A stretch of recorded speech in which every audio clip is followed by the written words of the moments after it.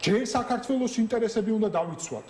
არ უნდა ვიფიქროთ, რომ თუ ჩვენი ინტერესებს დავთმობთ, მაშინ რუსეთი რაღაცნაირად გაითვალისწინებს ჩვენს ინტერესებს.